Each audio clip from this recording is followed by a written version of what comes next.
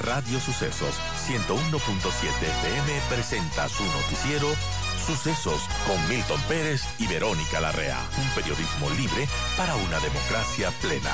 Los hechos y las opiniones de los sucesos que marcan nuestro tiempo.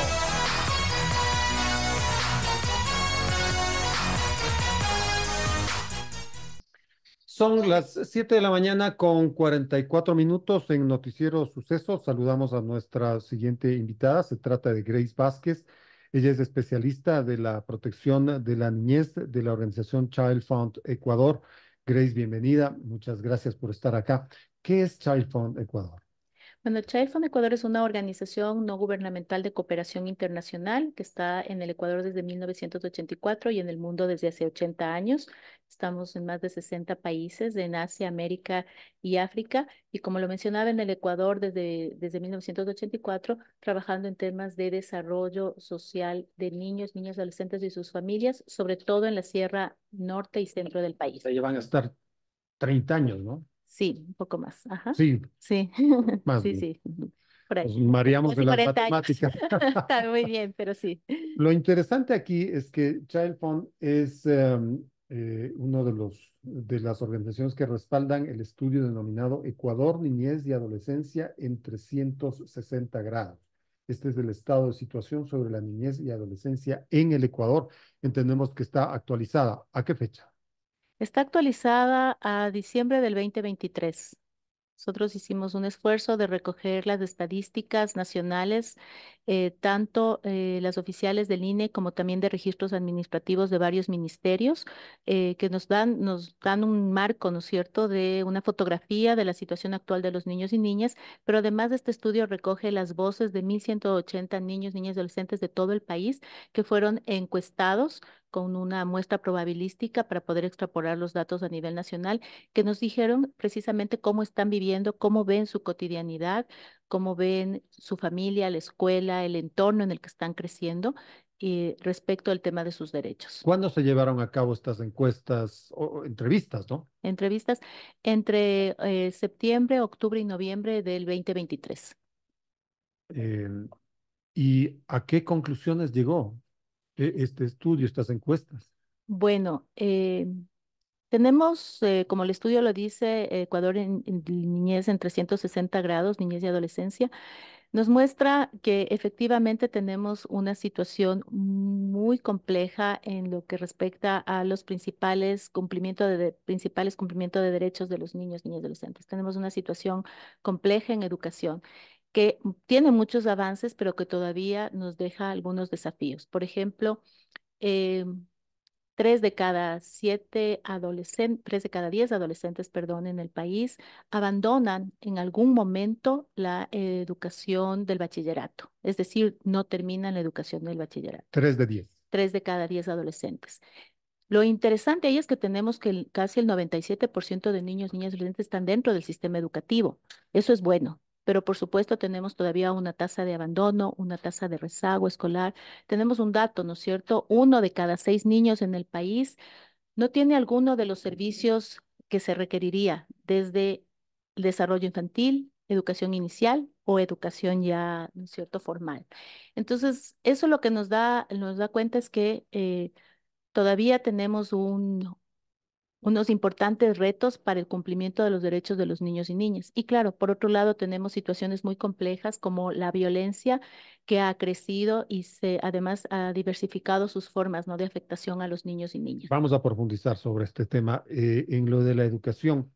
Después de haber pasado un abismo terrible como fue la pandemia, donde muchos niños quedaron excluidos de la educación, la encuesta quizá les refleja de alguna manera cierto interés, mucho interés en la educación. ¿Les sirve de algo la educación a niños y adolescentes? Bueno, hay un dato interesante, ¿no? Porque precisamente a los niños se les encuestó sobre qué piensan de su futuro, ¿no es cierto? Y qué piensan de la educación también. Todos los niños, la mayoría de los niños lo que nos dicen es que la educación les va a servir para cumplir sus metas, para cumplir sus sueños, para tener una mejor calidad de vida. No lo dicen así, ¿no es cierto? Dicen que es precisamente para alcanzar lo que ellos quieren cuando sean grandes. Sin embargo, cuando les preguntamos si consideran que van a lograr alcanzar esas metas, ahí en cambio nos responden que no lo saben, que hay mucha incertidumbre. O sea, están seguros de que la educación les va a servir, pero tienen mucha incertidumbre respecto de qué es lo que va a pasar en el O futuro. sea, la primera pregunta puede ser conceptual. Sí, por eso juntamos las dos preguntas. O sea, le dijimos qué es lo que pensaban de la Pero educación. la segunda nos dice La la verdad. segunda nos dice, la segunda nos dice cómo ellos están viendo efectivamente su presente y su futuro, ¿no? O sea, cómo lo ven. Entonces, yo creo que ahí está también uno de los desafíos para los adultos, ¿no? Para nosotros ha sido muy primero impactante cuando teníamos ya los resultados y luego lo que nos comprometimos, tanto Child Fund KNH como por World Vision, fue, bueno, ahora hay que difundirlo, hay que hacer incidencia en el Estado, en todas las funciones del Estado, porque todas tienen una responsabilidad y de garantizar derechos de niñez, pero también en la sociedad civil, en las familias. Hay datos que nos muestran la necesidad urgente que tenemos de regresar a trabajar en las comunidades, ¿no es cierto?, para generar estos entornos protectores, para que seamos conscientes de qué es lo que estamos y qué no estamos haciendo. Y en el caso del Estado, por supuesto, hay tres llamados. El primero, necesitamos sostener y aumentar la inversión pública y, por supuesto, los servicios enfocados en los temas de niñez desde la concepción de los niños en adelante, ¿no es cierto?, hasta los 18 años, servicios de educación, de salud, de protección. Necesitamos fortalecer el Sistema Nacional de Protección Integral de la Niñez por todas las vulneraciones que se van dando. Necesitamos un plan nacional que articule a todos los actores, porque si bien hay esfuerzos que se están haciendo de cada uno de los sectores, muchas veces estos esfuerzos están desarticulados y claro, por ejemplo, en salud, ¿no es cierto? Nosotros hablamos de la necesidad de la atención en salud. Tenemos una cobertura que todavía no necesariamente llega a todos los rincones del país, pero existe la cobertura. Sin embargo, tenemos muchos problemas con el acceso al agua y con acceso a agua segura, sobre todo. Entonces, finalmente, todos los esfuerzos que se pueden estar haciendo para los temas de salud se diluyen si no tenemos un agua segura, ¿no? Agua potable o potabilización del agua. Antes Eso es. de ir al Ujú. tema de salud, pero la respuesta que le puede dar un niño difiere a la que le puede dar un joven en torno a sus visiones sobre la educación, porque el joven ya tiene algún nivel de autodeterminación.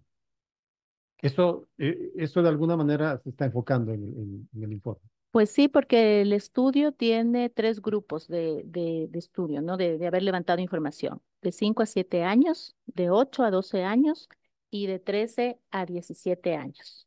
Ese es los tres grupos. Entonces, sí tenemos algunas diferencias entre los más pequeños y obviamente los adolescentes, Hay ¿no? más convicción, hay más esperanza, quizá hay más seguridad en los niños de más temprana edad, porque Sí. si no es así, no sé qué va a pasar Sí, con ustedes. los niños, niñas, hasta los 12 años tienen una percepción, digamos, más optimista de lo que es su presente y lo que va a ser su futuro. Qué Porque, alivio, qué porque alivio. están, sí, sí, sí. Ahora, yo solamente voy a leerlo. Este es el agregado, digamos, el agregado de todos los grupos de edad, ¿no? eh, la percepción de los niños sobre la probabilidad de alcanzar sus aspiraciones futuras, ¿no? Y sus aspiraciones futuras sobre todo están en el tema de la educación, de la familia, de una profesión, de un empleo, ¿no? Y lo que nos dicen es que el 52,8% nos dice sí, es muy probable que alcancemos. El 42,5% no puedo saber, falta tiempo para saberlo. Y el 4,7% dice no es muy probable, es difícil que alcance lo que quiero ser. O sea, por eso decía que más o menos la mitad dice que sí, considera que va a alcanzarlo, y la otra mitad te dice que no lo sabe, que hay mucha incertidumbre sobre lo que pueda pasar. Qué terrible. Son las 7 de la mañana con 43 minutos en Noticiero Sucesos. Estamos hablando con Grace Vázquez, especialista de la protección de la niñez de Child Fund Ecuador. En el tema de salud, eh, bueno, ¿cuáles son las grandes conclusiones del informe? Esto le corresponde básicamente al Estado. Quizá es una forma de evaluar lo poco o lo mucho que ha hecho el Estado en estos años.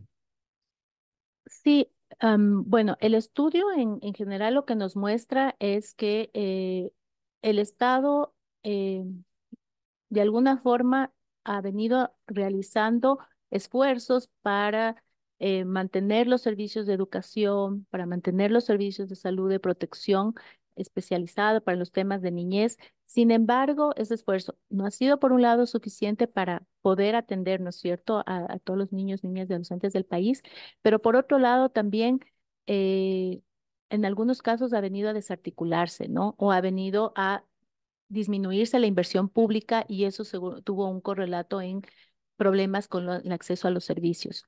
Es un problema de recursos, es un problema de planificación, es un problema de saber qué hacer con la niñez en temas de salud. Yo creo que son los tres problemas, lo que tú mencionas. Por un lado, nosotros vemos que hay un tema de servicios que efectivamente los necesitamos servicios especializados para los temas de niñez y que estén además muy cercanos a la población, ese es uno. Pero el otro es un tema también de planificación. No tenemos un plan nacional para abordar los temas de niñez y adolescencia, siendo que son el 30% de la población y que además tienen necesidades específicas y durante el desarrollo es donde más tenemos que concentrar nuestros esfuerzos para que puedan alcanzar, ¿no es cierto?, aquellos niveles de desarrollo que requieren para que luego puedan ellos tener este relevo generacional y sean los que puedan tomar las riendas del país. Pero esta situación no se da, no hay un plan nacional, tenemos una legislación que necesita ser actualizada y lo que ha provocado es que se desarticule el sistema de protección de niñez. Entonces, yo creería que es una mezcla de varios temas, ¿no? Eh, por eso reconocemos muchísimo al Ministerio de Educación, los esfuerzos que hace el Ministerio de Salud, el Ministerio de Inclusión, pero lo que decimos es todavía tenemos una parte de la población en algunos casos, en el caso, por ejemplo, de educación, aproximadamente 250.000 niños que están por fuera de educación, del sistema educativo, siendo la educación y siendo la escuela uno de los espacios y uno de los entornos que puede dar contención y que nos ayuda precisamente a garantizar otros derechos para los niños. Entonces, sí tenemos ahí unas tareas y unos desafíos pendientes, ¿no? Porque llamó muchísimo la atención y creo yo que en el lado positivo el hecho de que un gobierno que duró poco haya levantado una cruzada en el país contra la desnutrición crónica infantil, que parece ser uno de los grandes problemas de la niñez en nuestro país. Todavía esa incidencia permanece. Claro, nosotros de acuerdo a los datos que tenemos, que además son de las fuentes oficiales y también de las preguntas que les hicimos a los niños y niñas, 1 de cada 5 niños menores de 2 años tiene desnutrición crónica. O sea, todavía 1 de cada 5 niños tiene desnutrición crónica. O sea, estamos hablando de 20 de cada 100. Yo creo que eso nos pone en la medida de que sí, el Es gobierno inmensa. es inmenso. El gobierno ha hecho un gran esfuerzo por los temas de desnutrición. Nosotros hemos apuntado a decir, pensemos no solo en la desnutrición, sino en el desarrollo infantil. Creemos que la desnutrición es parte, pero necesitamos otros patrones de crianza, necesitamos trabajar en temas de agua. O sea, es decir, hay que verlo a un poco más integral las problemáticas de los niños. Sin embargo, creo que hay un gran esfuerzo en los temas de desnutrición crónica, pero todavía tenemos ahí unos temas pendientes que no se resuelven, que no queremos además que el gobierno los deje, ¿no? O sea, también lo que nos preocupa muchísimo es que las políticas públicas van cambiando de acuerdo un poco al gobierno que entra. Claro. Y en temas de niñez eso no es posible porque Se es un necesita grupo de políticas generacional que, permanentes. claro, necesitamos un plan a 10 años, ojalá un plan a 20 años en el que podamos revertir varias de las problemáticas que tenemos. No sé si los problemas de educación o de salud son tan preponderantes o tan preocupantes como los problemas de la seguridad de los niños. Hemos visto año tras año y lamentablemente estamos pues dispuestos a ver casos terribles. Dos niñas encontradas muertas en dos pozos de la provincia del Cauca. Sospechosos, probablemente el compañero sentimental de la madre. En la ciudad de Riobamba, Dana Ramos, un caso terrible, lacerante. Cadáver que se encuentra en los depósitos de agua de la casa y probablemente el padre fue quien la asesinó, Ujú. ¿no? Y así vamos semana tras semana con estos casos terribles. Todavía no nos olvidamos de los brutales casos de la pandemia, ¿no? En que, claro, encerrados los niños con sus padres, que ellos tienen la función de protegerlos y resultan que eran sus verdugos. Y ahí los problemas de la violencia contra los niños y la violencia sexual contra los niños. Ese no es el principal problema que tiene la infancia y la adolescencia hoy en día. Sí, bueno, yo diría que el problema de violencia en todas sus formas, ¿no es cierto?, afecta a los niños y niñas. Tenemos, sí, una grave problemática que tú muy bien lo has mencionado, y es que tenemos muy naturalizada la violencia como forma de crianza. Entonces, los golpes, los gritos, los maltratos, los tratos negligentes es parte de la cotidianidad, es de alguna forma hasta aceptado e invisibilizado. Creemos que así se debe educar a los niños y niñas. Que no es una práctica nueva, No, lamentablemente, ¿no? eso, Esto tiene décadas. exactamente, eso es lo que iba a decir. O sea, esto tiene décadas. O sea, frases como la letra con sangre entra, por Sí. ejemplo, o el que hay que bañarles a los niños en agua helada en las mañanas para que se temple el carácter y para que se porten bien. O sea, o el golpearles con, no sé, la chancleta es la mejor forma de educación. ¿Qué psicólogo, por ejemplo, que hasta ahora te dicen muchas veces los padres? Entonces, O si el niño o niña viene de la escuela porque el maestro le ha golpeado, la respuesta del padre en lugar de ir a armar el escándalo en la escuela es, algo habrás hecho. exactamente. Entonces, la violencia es algo, una forma ha sido estructural, digamos, transversal, nosotros decimos, en la forma de crianza de los niños. Lo grave es que no hemos hecho nada para cambiar eso. Eso probablemente es lo más grave, ¿no es ¿Esa ha sido cierto? la práctica como Es sociedad o solo así, como Estado? yo creo que es la práctica como sociedad, pero también entonces el Estado no ha hecho lo que necesitaba hacer en ese sentido, que es sancionar muy fuertemente o sancionar más fuertemente los temas de violencia contra los niños, niñas y adolescentes. Creo ¿Y que ahora dónde queda pues esa constitución garantista que tenemos? yo creo que es muy buena, pero todavía esta conciencia que necesitamos, esta sensibilización y esta empatía con los niños, pero también este deber de denuncia, porque eso es lo que corresponde, todavía no está arraigada en la sociedad. O sea, si yo veo a un padre maltratando a un niño, digo, ese es asunto de la familia. No, no, no es asunto de la familia. Si el niño está siendo maltratado, es algo que nos corresponde como sociedad sancionar y ver. Y obviamente al Estado le corresponde tener todos los mecanismos para que se pueda denunciar, pero sobre todo para que los casos no queden en la impunidad. Hablamos de violencia física, hablamos de violencia psicológica, los temas de abuso emocional, pero lo que tú has mencionado, que es el tema sexual, es una de las cosas que más nos preocupan. Y esa es la novedad de este siglo, lamentablemente, ¿no? Que va incrementando conforme pasan los años. Exactamente. Nosotros, de la información que tenemos, solo 1 de cada 10 casos de violencia sexual o de abuso sexual se denuncian. Solo 1 de cada 10 casos. Todo el resto de casos están invisibilizados porque la familia tiene miedo de denunciar, porque los niños no saben lo que les está sucediendo a tempranas edades, porque también la familia prefiere mantener el silencio, porque muchos de los agresores, ahí nosotros tenemos un dato, el 75% de los agresores sexuales contra niños, niñas y adolescentes son miembros de la familia o conocidos de la familia, o sea, cercanos, digamos, están en ese entorno cercano al niño. Es decir, es el primo, lamentablemente el abuelo, puede ser el padre, el padrastro, o sea, ahí hay una serie de personas que están como muy cercanas a los niños que son las que están perpetrando estos casos de abuso y de violencia sexual. Pero ese silencio se ha comprobado que es como una especie de veneno y que acaba con los niños, con las niñas, en múltiples sentidos. Por supuesto, o sea, los efectos de la violencia, la violencia sexual, la física, de todos los tipos de violencia son devastadores en la vida de los niños. Tienen efectos graves en su desarrollo psicoemocional. Mm, Lo que hemos visto es que, al igual que la pobreza, muchas veces la violencia se traslada generacionalmente, intergeneracionalmente. Es decir, muchos de los padres que son agresores fueron niños que fueron víctimas en algún momento, Claro. ¿no?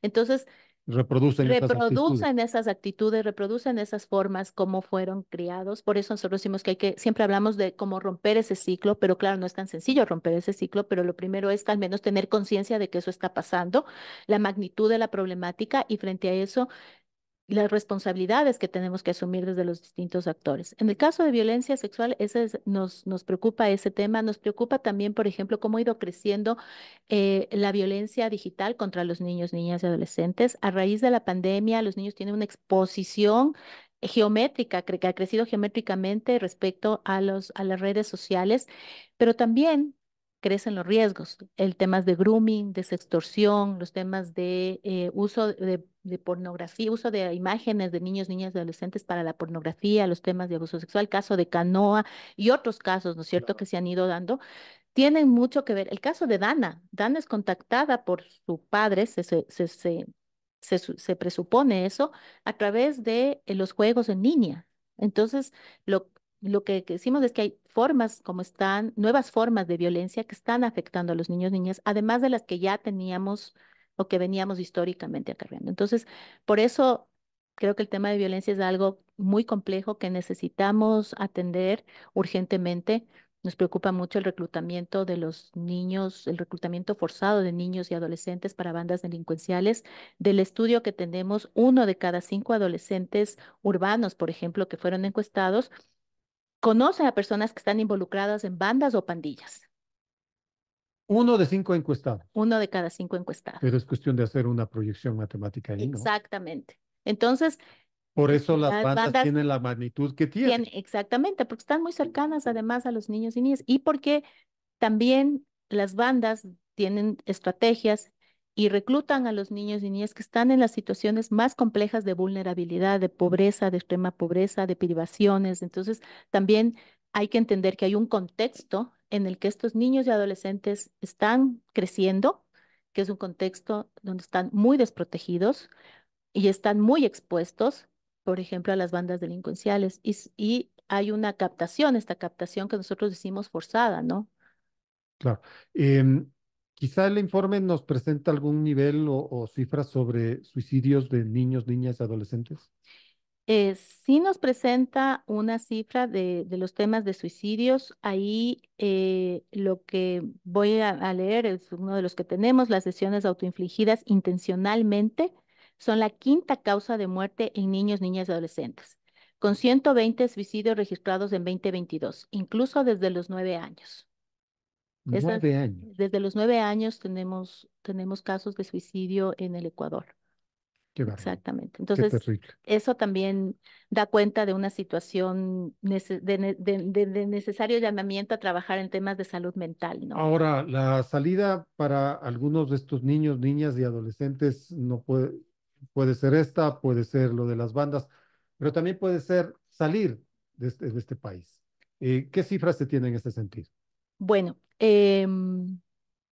nosotros lo que tenemos es que 1 de cada 3 ecuatorianos en el 2022 no regresaron al país y 1 de cada 3 ecuatorianos que no regresaron al país son niños, adolescentes y jóvenes menores de 19 años. Entre el 2021 y el 2022, el cruce de niños, niñas y adolescentes por la frontera norte se incrementó 5 veces. Es decir, tenemos que antes la migración no regular o no regularizada, digamos, que se daba, era sobre todo de personas adultas, hombres que al llegar al llegar digamos, al lugar donde tenían la meta de llegar, después hacían los esfuerzos para traer a su familia, ¿no es cierto? Claro. Ya, esa era un poco la lógica. Lo que vemos ahora es que las familias están migrando, papá, mamá con niños, muchas veces niños pequeños. Así es. Entonces, en el 2022, 1 de cada 6 ecuatorianos que no retornan al Ecuador después de su ingreso a Colombia por vías regulares es un niño, niña o adolescente. Entonces, lo que ahí siempre estamos llamando un poco la atención es diciendo, hay niños. Y tenemos un caso complejo y es que hay más de 3.455 niños, niñas, adolescentes menores de edad que están solos en territorio estadounidense. Y quizá en la encuesta, en las entrevistas, se topa este tema, se le pregunta al niño, ¿quieres seguir aquí en el Ecuador? ¿Te parece que este es un lugar para vivir? Eh, ¿Quisieras ir a algún otro lado? ¿Ya estás harto de esta tierra? Más que no les preguntamos si estaban hartos, pero sí les preguntamos cuáles son sus aspiraciones. Y un grupo de adolescentes nos decía precisamente que una de sus aspiraciones es salir del país. Claro, no lo hacían inmediatamente, ahorita, sino lo hacían luego, pero que ellos sí ven como una alternativa salir del país. Ahora, las formas como salgas, esa es lo que Claro. marca la diferencia, ¿no? Y las condiciones en las que salgan. Pero sobre todo tienen que ver por todo lo que los niños han visto. Muchas veces lo que encontramos son niños que están a cargo de sus abuelos, a cargo de sus tías, tíos, porque precisamente sus padres han migrado, ¿no? Y hay un porcentaje de estos niños que quieren salir. Sí, déjame revisarlo. Lo debemos tener, porque sí se les preguntó a los niños.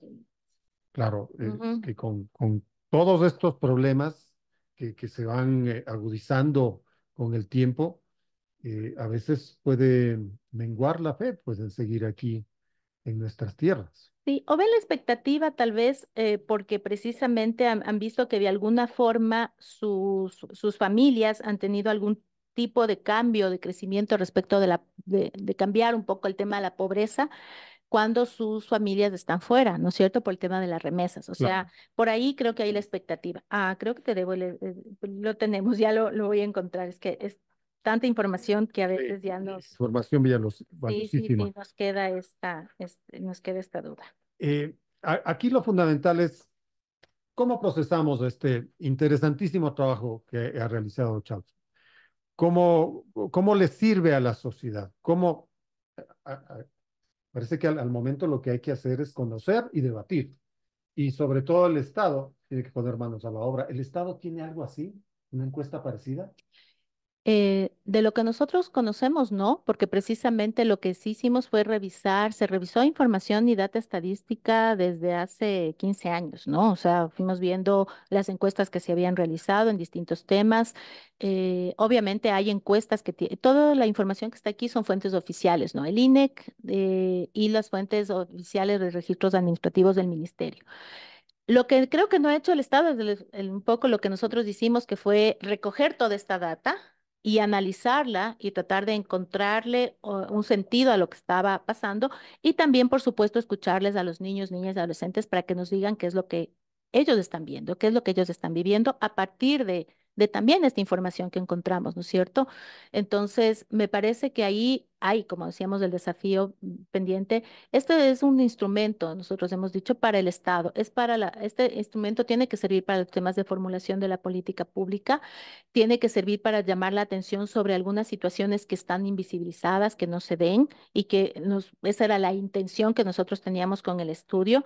Por ejemplo, las múltiples dimensiones de la seguridad. Muchos de los niños no les gusta hablar de los temas de seguridad o inseguridad, ¿no? Porque han visto el riesgo tan cercano. Entonces, em, lo que buscamos con como decía, con este estudio es primero que se escuchen también las voces de los niños, que se puedan tomar en cuenta para el diseño de política pública, ah, porque nos hemos dado cuenta que los adultos no tenemos toda la razón. Por eso es la situación en la que están los niños y niñas. Por cierto que sí. Y tenemos las recomendaciones. Lo que vamos a hacer con el estudio en este momento es difundirlo, por eso agradecemos mucho que los medios de comunicación estén dando esta apertura. Pero es importante que los diferentes sectores de la sociedad vean este informe.